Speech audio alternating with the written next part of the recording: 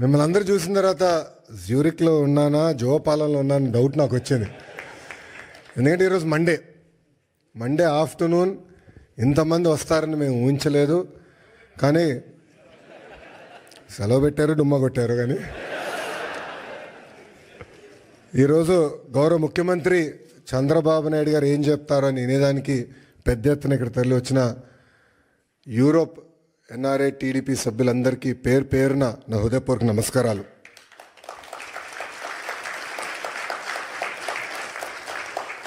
తెలుగు జాతి సత్తా ఏంటో ఢిల్లీకి వినిపించిన వ్యక్తి విశ్వవిఖ్యాత నరసార్వభౌమ స్వర్గీయ శ్రీ నందమూరి తారక రామారావు గారు.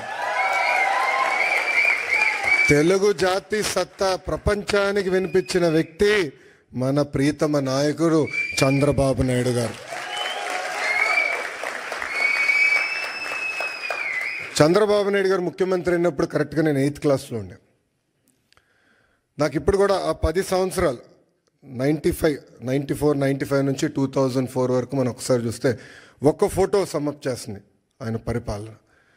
న్యూయార్క్లో వర్షం పడుతున్న సమయంలో ఆయన చేతిలో ఒక ఫైల్ పెట్టుకుని, చంకులో ఫైల్ పెట్టుకుని బ్యాగ్ మోసుకుంటూ నడుస్తూ ఉంటారు ముఖ్యమంత్రిగా.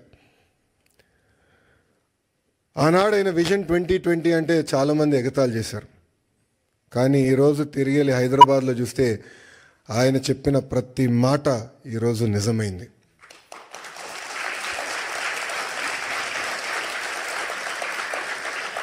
బాబు గారు 4వ సారి ముఖ్యమంత్రి అయ్యారు. కానీ రాము అన్నట్టు మా అందరికన్నా స్పీడ్. సో రాము అడిగాడు, అన్నా నువ్వు ఢిల్లీ ఫ్లైట్లో వస్తున్నా అంటే, డోస్ నీకు జాలేరా, నేను వద్దా ఫ్లైట్లో, నేను బాంబే నుంచి వస్తానని చెప్పా.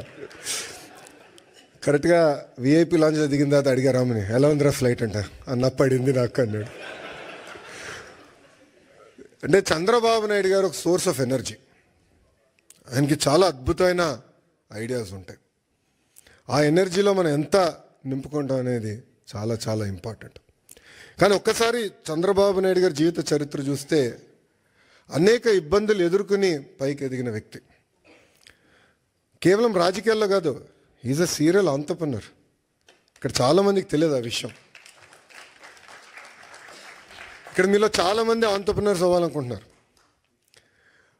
ఆయన సుమారుగా 4 కంపెనీలు స్టార్ట్ చేశారు, 3 ఫెయిల్ అయినాయి. 4వది హెరిటేజ్ ఫుడ్స్. 3 ఫెయిల్ అయినాయని ఆయన ఏనాడు బాధపడలేదు, ఇబ్బంది పడలేదు, ఇంట్లో పడుకోలేదు. 80% సక్సెస్ అవ్వాలని ఆయన వెళ్ళారు. రాజకీయాల్లో మనం చూసాం, ముఖ్యమంత్రిగా దేశం మొత్తం ఆయన వైపు చూసే విధంగా నాయకుడిగా ఆయన ఎదిగిన. రాజకీయాల్లో హైస్ ఉంటాయి, లోస్ ఉంటాయి. ఆయన ఎప్పుడూ ఆయన హైని లో ఎటు తీసుకున్నారు అట్టనే తీసుకున్నారు. వాస్తవంగా మాకు లోయెస్ట్ పాయింట్ బాబు గారిని అరెస్ట్ చేసినప్పుడు, బహుశా ఇక్కడున్న అందరు కూడా అది మన జీవితంలో లోయెస్ట్ పాయింట్. నేనున్నాను అక్కడ, నేను చూసా. ఆయన ఎక్కడ అధైర్యపడలా. చూశారు, జడ్జి వైపు కూడా నవ్వుతా చూసి నడుచుకుంటూ వెళ్ళారు. ఎక్కడ అధైర్యపడలా. 52 రోజులు ఆయన బంధిస్తే మేము వెళ్ళేవాళ్ళం ములాఖాత్కి. మళ్ళీ అక్కడ కూడా మాకు అక్షంతలు పడేది.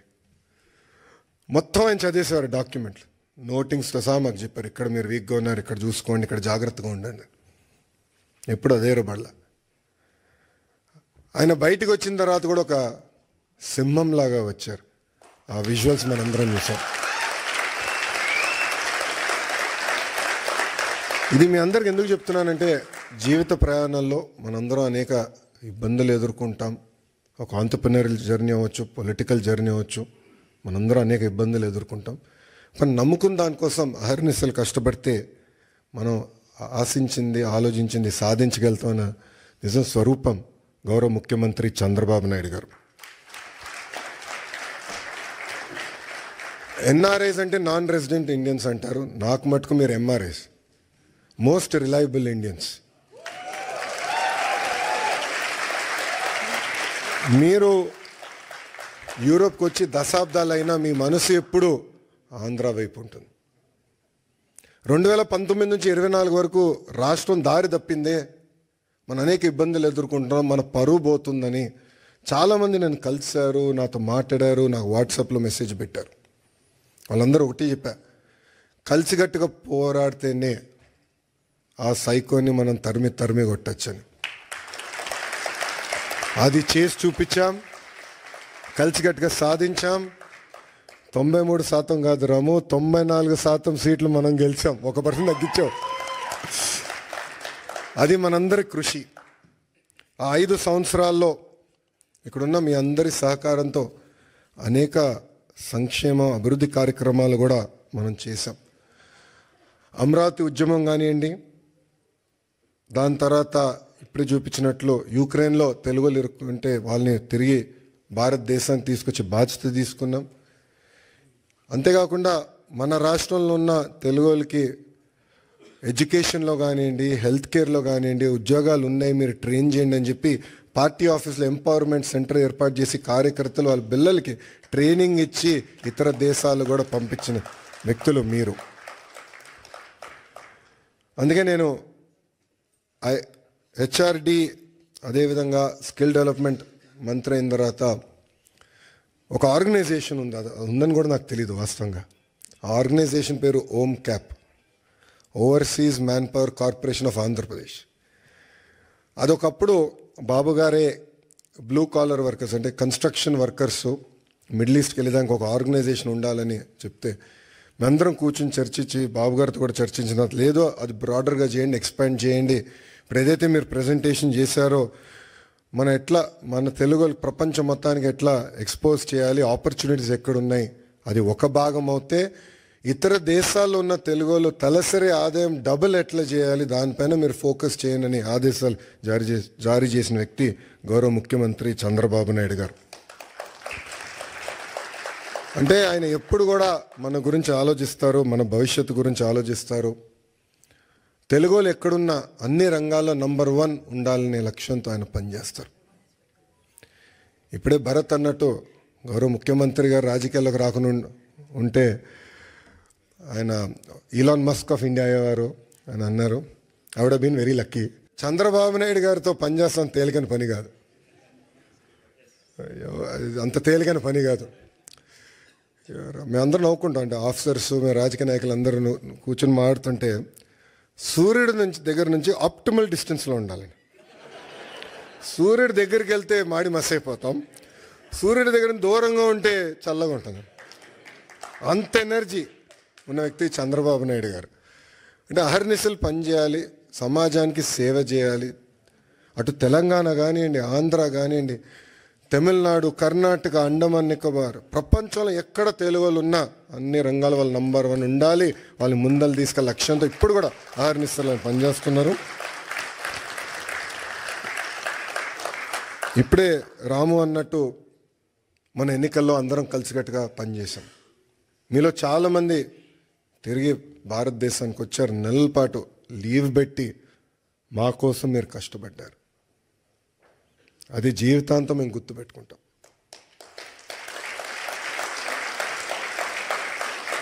ఎందుకంటే మీరందరూ ఇక్కడ ప్రొఫెషనల్స్గా ఉన్నవారు, ఇలా ఆంటర్ప్రినర్స్ చాలా తక్కువ మంది ఉంటారు. సో ఒక 2 నెలలు 3 నెలలు ఆఫ్ తీసుకుని వస్తాం అనేది తేలికైన పని కాదు, కానీ మీరు వచ్చారు. ఇప్పుడు అదే స్ఫూర్తి, అదే ఎనర్జీ రాష్ట్ర పునర్నిర్మాణం కోసం మనం పెట్టాల్సిన అవసరం ఉంది. అసలు పరిస్థితులు చాలా దారుణంగా ఉన్నాయి రాష్ట్రంలో. ఫైనాన్స్ సెక్రటరీ గారు ఇప్పుడే కరెక్ట్ టైం బయటకు వెళ్ళారు. ఆయన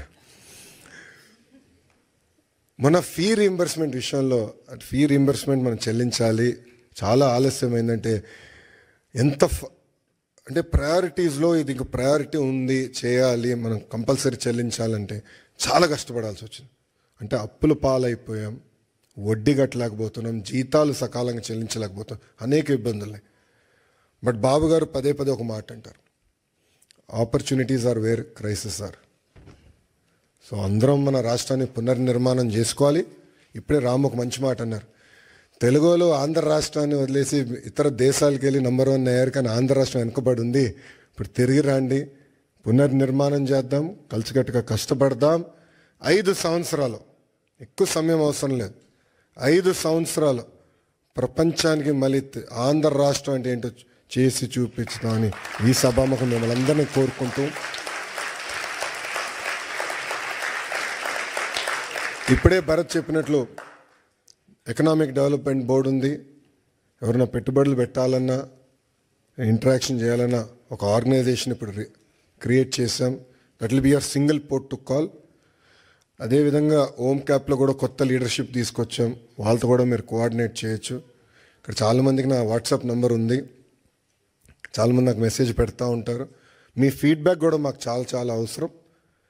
కేవలం అభివృద్ధే కాదు, రాజకీయ పరంగా కూడా మీ ఫీడ్బ్యాక్ మాకు చాలా చాలా అవసరం. Time to time me feedback తీసుకుని ఒకవేళ దారి తప్పుతున్నా అంటే మళ్ళీ సరైన దారిలో పెట్టాల్సిన బాధ్యత కూడా మన పైన ఉంటుంది.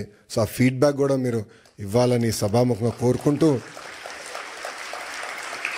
ఒక మిత్రుడు కూర్చున్నప్పుడు చూపించాడు, ఒక అతని పేరు ఎర్ర బుక్ గురించి చూపించాడు. పాదయాత్రలు ఎర్ర బుక్ గురించి మాడితే ఎవడు పట్టించుకోలేదబ్బా. ఎన్నికలైన తర్వాత అది నేను దాంట్లో డౌట్ వద్దు.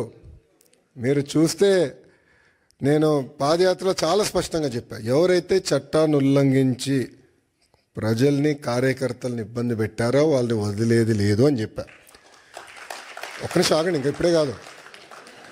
అది ఎందుకు చెప్పానంటే అండర్లైన్ ఉంది అక్కడ, చట్టాలు ఉల్లంఘించారు. నేను ఎస్టాబ్లిష్ చేయాలని. ఇది కక్ష సాధింపు ప్రభుత్వం కాదు, కానీ నేను ఎస్టాబ్లిష్ చేసి యాక్షన్ తీసుకుంటాం. దాంట్లో ఎలాంటి సందేహం మీకు అవసరం లేదు. రిలాక్స్డ్గా ఉండండి, మీరు యాక్షన్ చూస్తారు. ఆల్రెడీ మొదలైంది, పూర్తి కూడా చేసే బాధ్యత మేము తీసుకుంటాం. చివరిగా ఇంకా నేను ఇప్పటికీ చాలా మాట్లాడా, గౌరవ ముఖ్యమంత్రి గారు మైక్ ఇవ్వాలి. చివరిగా మిమ్మల్ని అందరినీ కోరేది, గౌరవ ముఖ్యమంత్రి గారు స్పీచ్ అయిన తర్వాత నా కోరిక మేరకు గౌరవ ముఖ్యమంత్రి గారు అందరితో ఫోటోలు దిగుతున్నారు.